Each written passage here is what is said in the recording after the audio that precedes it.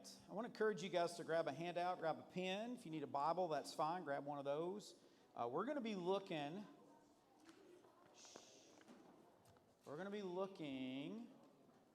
at a lesson tonight, sort of a one-off. It's not really a series, it's just a lesson. And it's about Christmas. So here's the thing. We're going to be talking tonight about making room for Christ. We're going to be talking about, during Christmas especially, it's crazy. Like, it is absolutely nuts. We had a meeting just a minute at 6 o'clock tonight with all of our adult leaders, and we talked about, here's what we're looking at just church-wise, youth-wise in the church over the next 3 weeks, and it's a lot. It's crazy, and that's just one thing. That doesn't count all the other things that we're all doing. And it's tough to make room for Jesus, especially at Christmas. And it's not a new problem. And if you know the story of Christmas, you know that there was, not everybody made room for Jesus the first Christmas. A few years ago, in fact, it was actually my first year here. We went to a conference in Memphis. And we booked hotel rooms. And we had about 65, 70 students and adults at this conference. And we had booked these rooms out, months earlier. And we had confirmation numbers and everything. And we go to the conference, and we get there, and everything's cool. We're all tired. It's Friday night. We had to drive all the way to Memphis and fight the traffic. And we were there at the conference. We're all exhausted, especially adults. We're all really tired. And we get to the hotel. And I have printouts with confirmation numbers, and I go up to the front desk. And when I go up to the front desk and I say, I have reservations for First Baptist Whitehall, it's under the name of Brandon Massey. Here's my confirmation numbers. The guy goes, we don't have any rooms. I said, he said, man, we got like 4 conferences in Memphis, and everybody's here and everything. And I said, well, I've got confirmation numbers, dude. I booked these. I didn't book these today on Expedia. I booked these a long time ago, and I got like multiple emails. And he goes, yeah, well, we overbooked and double booked, and you don't have a room. And at that point, I'm freaking out because I have 70 folks that are counting on me to make sure we have rooms, and we don't have rooms. I got leaders looking at me like, I'm about to kill him. Like, I'm driving back to Whitehall tonight. Like, I'm out. And so, thankfully, by the grace of God, we drove down, and it was just a fluke thing. We got in the vans, and I'm like, I don't know what to do. And this was before cell phones had web browsers on them like they do now. So you couldn't just pull something up and find something like you can now. So we just drove to the next hotel, and I went in, and on a whim, I walked in, and I was like, hey, yo, what's up? What's up? I need rooms. How many rooms you need? Well, I got this many people.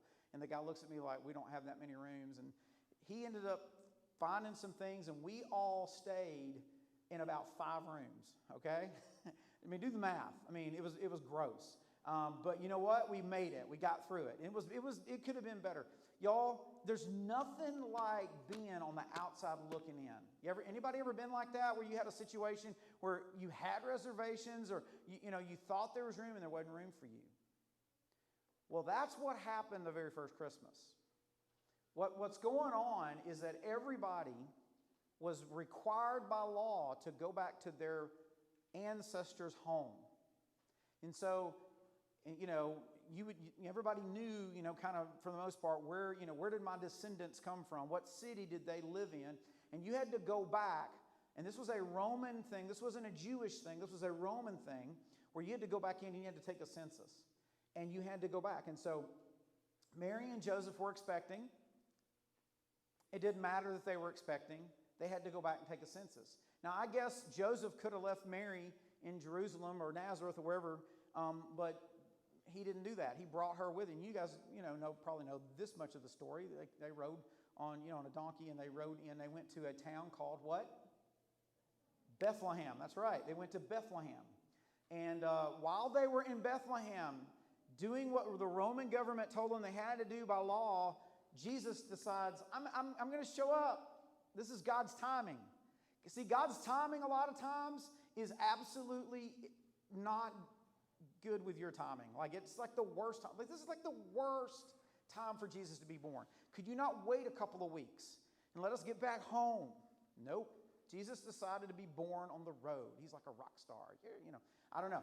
But anyway, let's take a look at this. Look at this. This is the one little verse I'm going to pull out of the Christmas story. Luke chapter 2, two verses. It says, when they, this is Mary and Joseph, were in Bethlehem, the time came for Mary to have her child. She gave birth to a firstborn son, and she wrapped him in strips of cloth and laid him in a manger because there was what? There wasn't any room for them in the inn. They were at the same hotel in Memphis. I'm telling you, there was no room for them in the inn. It was like, I'm sorry. See, everybody came back. It was a crazy first Christmas. And Jesus was born.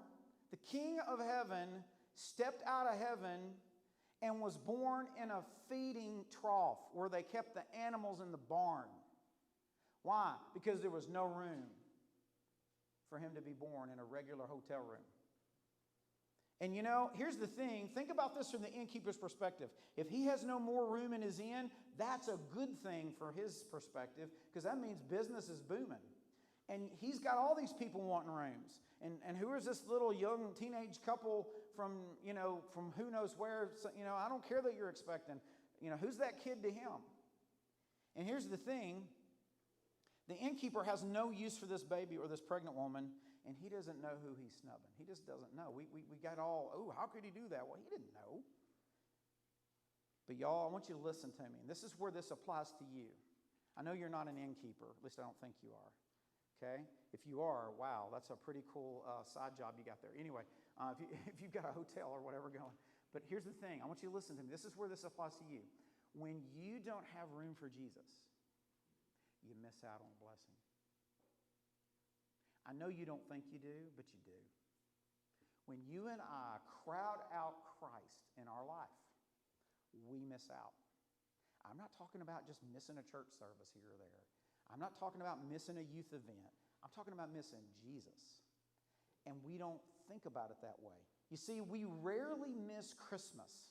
If you're taking notes, this is a good place to start. All right, we rarely miss Christmas, but we are really, really good at missing Christ.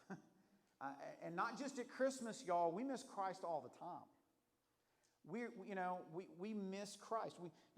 It's all year round. We tend to not give Jesus a lot of significance in our schedule. And a lot of you are like, dude, I'm at church on a Wednesday night, and you are, and man, that is amazing. I'm thrilled that you're here, and that's a good thing. But what about the rest of your week? What about when you're not at church? How significant is Jesus in your life? When you're at school, when you're, with your team, when it's Saturday night, when it's Sunday morning, when it's Tuesday. There are a lot of things that can crowd out Christ in our life, that make it hard for us to make room for Jesus. And I'm only going to look at 3 tonight. I could pick these out of a hat. One of them is really obvious. The other 2 are not as much.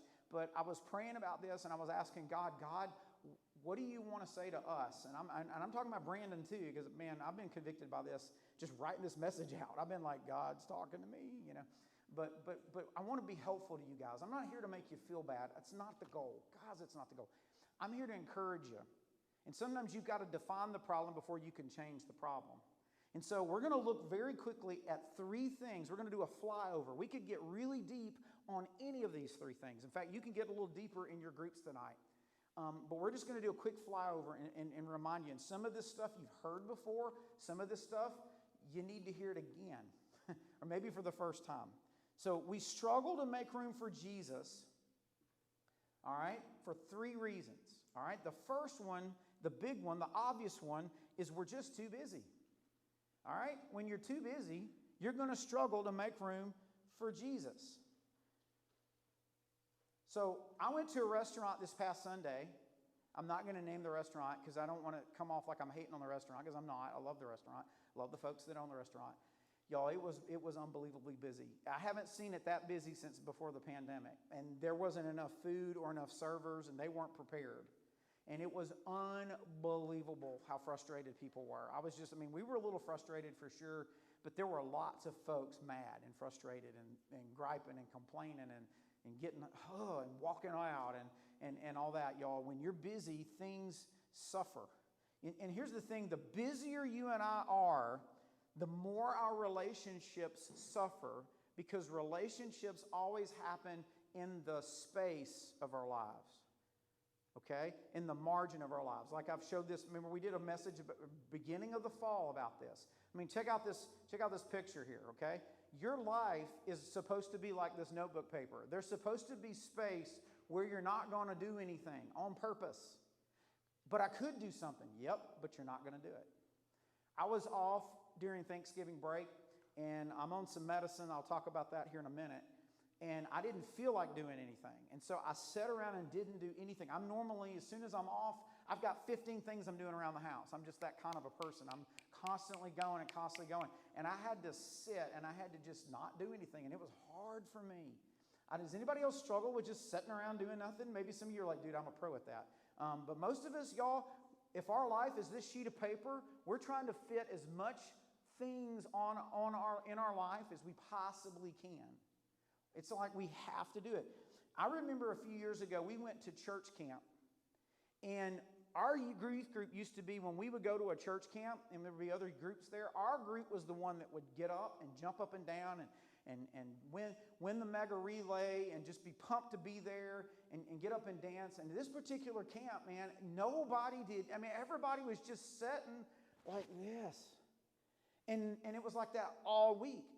And I was like, what is the deal? I mean, what is going on? Why is things different? And it hit me. 20 years ago, there was maybe 1 or 2 summer camps that a student might go to. Now there's a camp for everything. And you go to all of them. Some of y'all go to like 6 church camps. You're trying to be like really holy or something. I don't know. It's like, can I go? And it's not just church camp. There's a camp for everything. And I'm not saying these are bad. None of these camps are bad. They're all good. They all have their merit. But y'all, you can't do it all. You're not supposed to do it all. When you fill up the margin of your life, your relationships suffer. And y'all, your most important relationship is the one with your heavenly Father.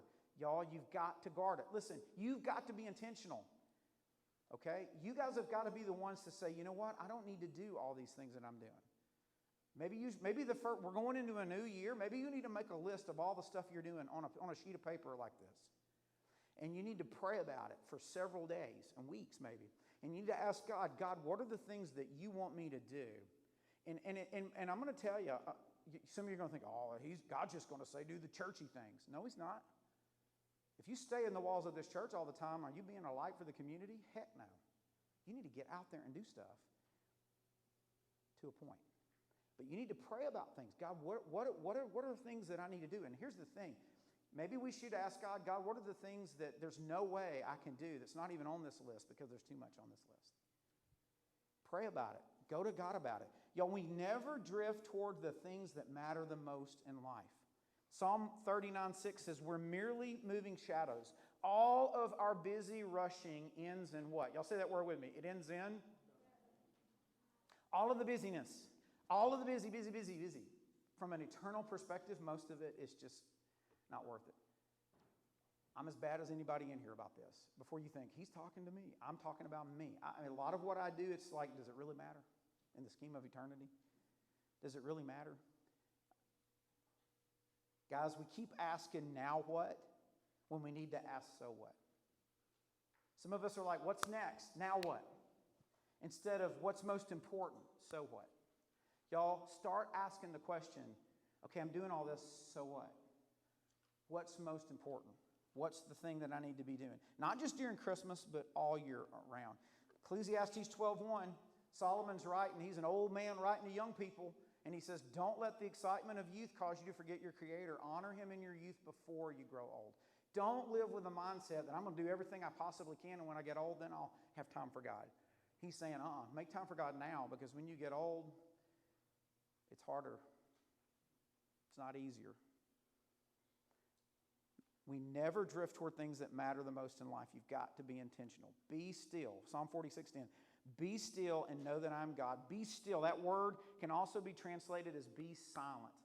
Be still and know that I'm God. Y'all, next week, we're going to be silent for a long time. Probably harder for some of us more than others. But we're gonna take a time out from our crazy schedule, and we're gonna be still in the presence of God. We're gonna listen to the Lord. We're gonna lean into the Lord.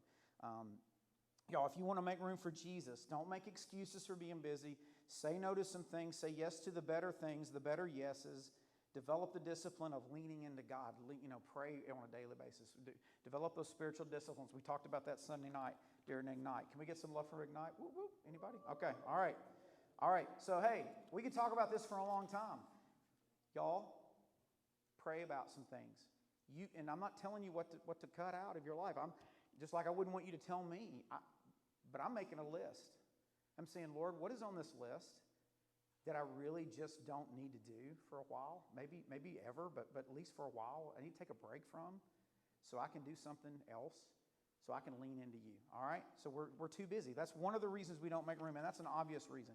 Here's a less obvious reason, and I hope you don't misunderstand me when I bring this up. We struggle sometimes, Christmas, throughout the year, to make room for Jesus because some of us were just too bitter. We're too bitter. And you're like, what do you mean bitter? I mean, we have the resentment and we have hurt and pain in our heart. Y'all, the last couple of years have been extremely painful and hard for all of us, but for some of us, even harder and more painful. And I'm here and I'm not making light of that. I'm not trying to say, suck it up. That's not what I'm saying. But y'all, here's the deal. If we don't give God our pain can turn to bitterness. That's what the enemy wants. That's why the enemy wants to kill, steal, and destroy. He is trying to get you so bitter that you can't make room for God. Hebrews 12:15 says this, watch out that no poisonous root of bitterness grows up to trouble you, and it corrupts many. See, bitterness is like acid. I was cleaning out my drawer the other day, and I found this really nice flashlight. I mean, it was nice. I'd forgotten I had it. I've been looking for it, and it was somehow put in a drawer. I probably put it there. And I was excited, and so I tried to turn it on, and it didn't come on. So what did I go to do? I went to change the what? The battery. So I unscrewed the back of it and was going to dump out the batteries, and the minute I unscrewed the back of it, all this acidic powder comes pouring out. It had corroded from the inside, and I thought, well, I'll just bump it and throw the batteries away, and I'll put some new ones in. And I put some new ones in and screwed it, and it wouldn't come on. You see, that acid from the battery had corroded it from the inside to the point where that light wouldn't shine anymore. And I think there's some of you in this room that the reason your light is a flicker and maybe it's not even shining is because there's something inside that's eating you. And it started off as a pain. Maybe it was a pain that somebody did to you and you're struggling to forgive. Maybe it was a loss that you've endured and you're struggling with how to process that. And it's turning into bitterness. Y'all, bitterness is like drinking poison and hoping the other person who hurt you dies.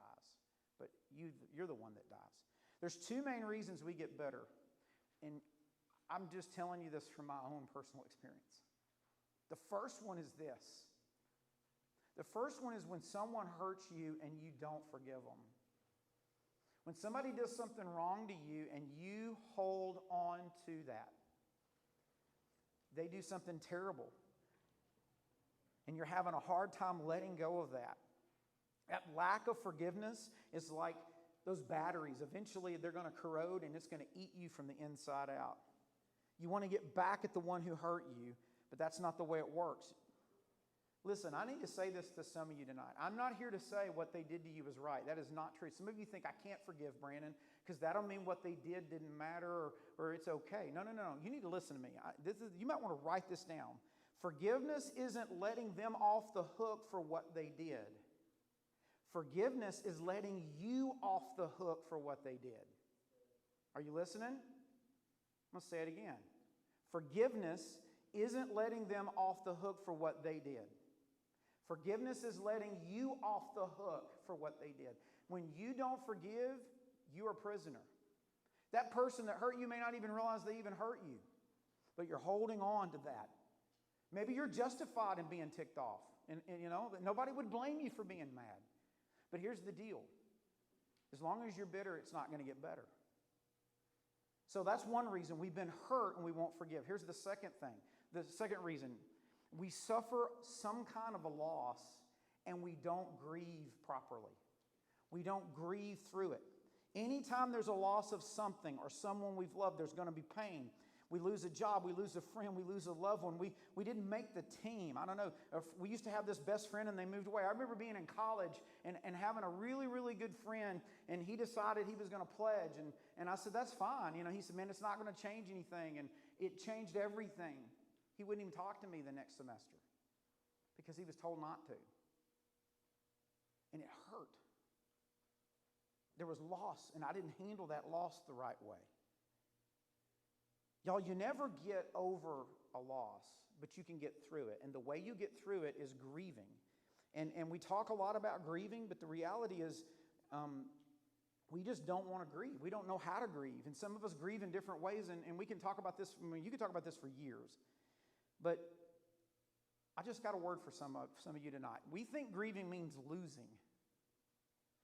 It's actually the opposite. See, here's the thing. It's bad while we have to grieve. But grieving in itself is a good thing. It's bad that I'm grieving because I lost. Absolutely terrible. But it's a good thing to grieve. See, God created grief. It is a godly thing to grieve. Jesus wept when Lazarus died, y'all. He grieved. If Jesus grieved, we can grieve. We should grieve. If you don't grieve in the right way, it's going to come out the wrong way. I promise you, if you push that down, it's going to come out. Whatever you swallow, your stomach keeps score, and it will come out. And it will lead to bitterness. There's a lot of folks that are mad at God because where were you at, God, when this happened? Why didn't you stop it? And it's causing a problem. Listen, go to God with your hurt. Go to Him. Tell Him. Scream at Him. Ask Him why. Doesn't mean He'll answer. But don't run from Him. Don't give Him the cold shoulder. Lean into Him. Give Him your broken heart. When the boys were little, and we would go to Walmart or whatever, we would always walk by these machines.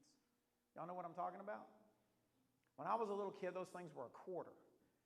You have to take out a mortgage now to get those now. They're kind of expensive, but the boys always would see it, and they were bright, and they were flashy, and especially the ones with a claw, the ones with a claw that's supposed to be so strong until you try to grab something that's like really limp and all that, and you can swing the joystick around or whatever. The boys I would give them some money, and they would get their hands full of these things, and they've got all this stuff. Oh, this is so good, They're holding on to it. We'd go into Walmart, and I would say, hey, do you want a toy? Do you want something? I would have a plan. They didn't even know it, but I was going to buy them something. And they would never let go of what they had in their hand for something else. They couldn't receive what I wanted to give them, even though I wanted to give them.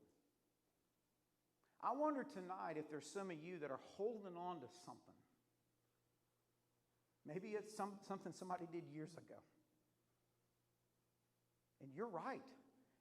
If we were going to do a court thing, you would win the case. But it's eating you from the inside out. And you can't receive anything. See, you can't make room for God with a bitter heart. Y'all, listen, this is important. Write this down. As long as your heart is bitter, it's not going to ever get better. As long as you're holding on, you can't receive anything else. If you want something new, if you want to be healed, you got to let go. Y'all, letting go is hard. But that's the only way to receive. Some of our hands are so full. We can go back to point number 1. Our schedule's so full. We got to make room. Our hearts are so full. We're bitter. We got to let go. Bitterness makes us unable to receive. Some of you listen to me tonight. This is important. If you are going to make room for Jesus, you're going to have to forgive. You're going to have to forgive. Here's a word for you. Ephesians 4, chapter 4, verse 31 says, get rid of all bitterness. Y'all, it doesn't say there's some bitterness you can hold on to because, dadgummit. It says get rid of all of it. Get rid of all bitterness. It says get rid of rage. Get rid of anger, harsh words, slander, as well as all types of evil behavior. In its place, instead, so you get rid of it, you let go of it. In its place, something's going to go in that hand. You let go of it. In its place, be kind. You want to be Jesus to people? Wash the feet of your accusers. Wash the feet of the people that leave. You know, Jesus washed the feet of his disciples. You know, Judas was one of those disciples. He washed his feet. Be kind to each other, tenderhearted. Forgive one another. See, there's the forgiveness. Just as God, through Christ, has forgiven you. We forget. God forgave me. I was an enemy of the Lord. So listen, if you're going to make room for Jesus, you've got to let go of the bitterness. You're going to have to forgive. And then some of you tonight, if you're going to make room for Jesus, you need to grieve. Jesus says this in Matthew 5:44, that God blesses those who grieve, who mourn, for they will be comforted. Y'all, grieve. Just work through that. Some of you are doing that. Some of you were doing great for a while, and you're struggling. Take your pain to God. It's a godly thing to grieve.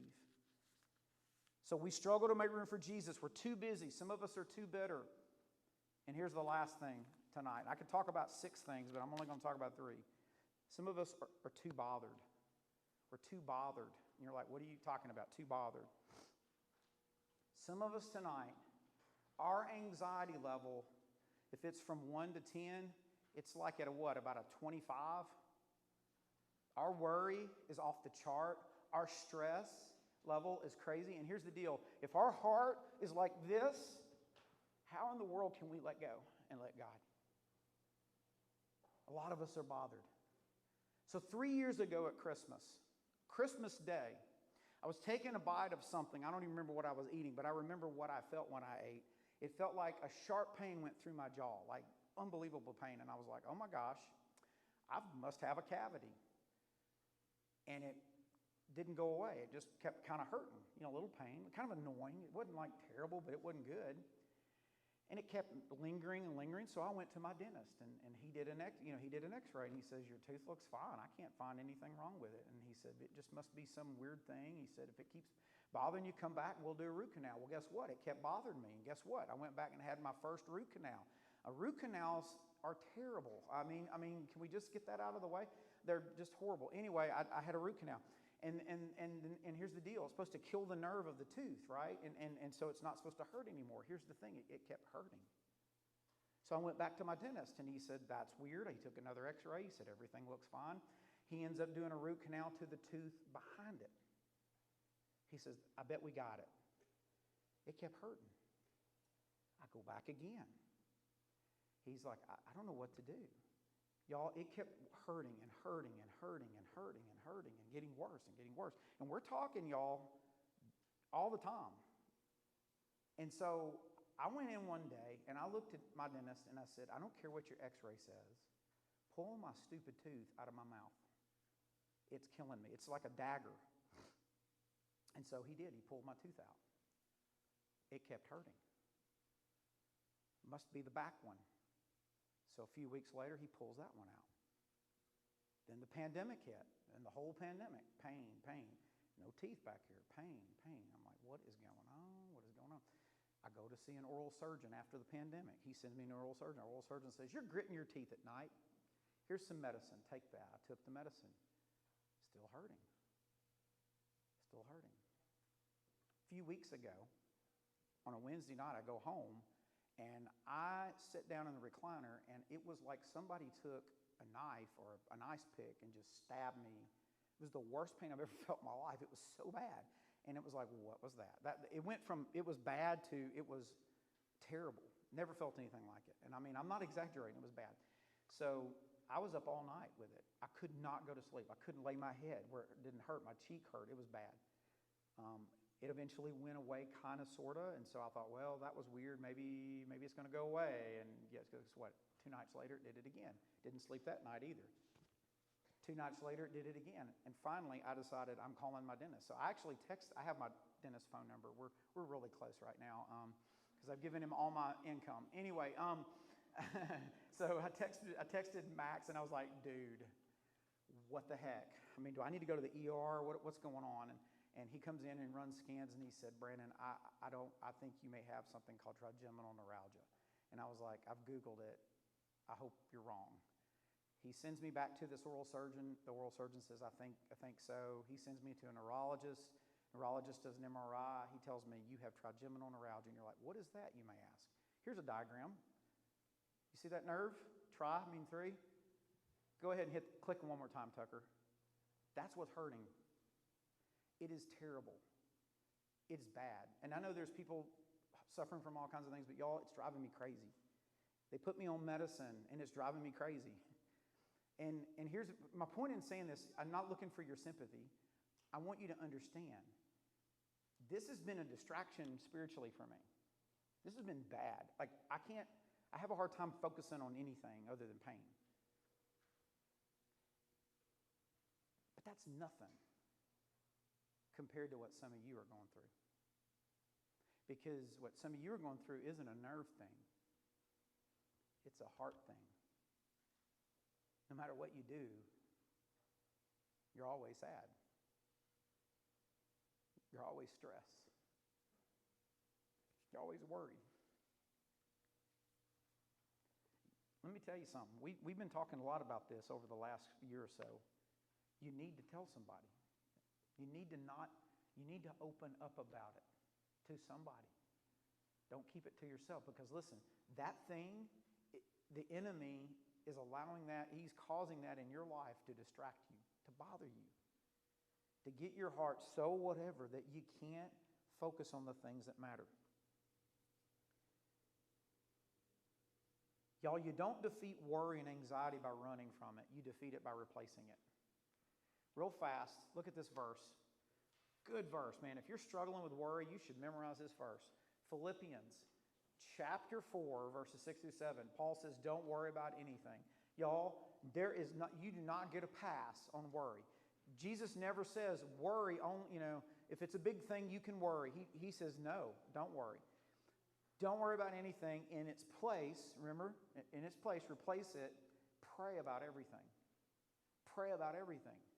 Tell God what you need. Thank Him for what He's done. If you do it, you're going to experience God's peace, and that peace is going to guard your heart and your mind in Christ Jesus. Okay? So, real fast, how do you replace worry? You need to tell somebody, but you also should pray and tell God. Tell God what you need. He tells you right there. Tell God what you need. Say, God, I'm worried about this. God, I'm stressed about this. God, I need this, or at least I think I need this. Pour your heart out to the Lord. Tell God what you need. And then here's a biggie. Thank God for what He's done. You want to know a good way to combat a lot of the worry and stress in your life? Make a list of how you've been blessed by God and go through that. Some of the things that I've done personally for this physical condition that I've got is, instead of focusing on what I can't do, because anytime I run now, it aggravates it. I start thinking about what I can do. There are people that can't walk. I can walk. There are people that can't talk. I can talk, Start thanking God for the little things that you probably never thank God for. Thank God for the things like that. Trust God. 1 Peter 5:7 says, throw all of your anxiety onto Him because He cares about you. Y'all, throw all your anxieties, like drop it, like a mic, like a rock. Just throw it. Not just some of it, just give it to Him. Instead of you carrying it, give it to the Lord. And I'm going to tell you this. I didn't even get into this. It's not in your notes. Y'all, that's why you got a small group. Talk to your small group leader. Say, can we talk after group? I'm just going through stuff. Don't walk through it alone. If you believe God cares, then believe that He can carry it. Guys, I don't know what's going on in your life tonight. I don't know where this message hits, if it even hits you at all. But I bet there's something in this message that's kind of struck a chord in your heart. Maybe you just are really busy. Maybe you're bitter. Maybe you're just stressed out. Your anxiety level, and you're just bothered. James 4:8 says, "Come close to God, and God will come close to you." Man, that is a promise from God's word. Draw close to God, and He'll draw close to you. I just want to do something a little different tonight. Normally, we open the altar up. We bring everybody down here. I just want to play a minute of this song. I'm not even going to play the whole song. But I want to give you guys a time just to talk to God. So everybody bow your heads and your hearts. Dim the lights for a minute. You guys play. I'm going to pray very fast, and then we're just going to play this song. You can read the words if you need to, but just really, really go to God tonight. Draw close to God, and God will draw close to you. Lord, Thank you for your word tonight. Thank you, Lord, for reminding us that we can bring our busyness to you. We can bring our bitterness to you. God, we can even bring our worry and our anxiety, our stress, the things that bother us to you. And Lord, I pray that that would happen tonight. I pray that we could start making more room for the things that matter most. Help us to be available. And I pray it in Jesus' name.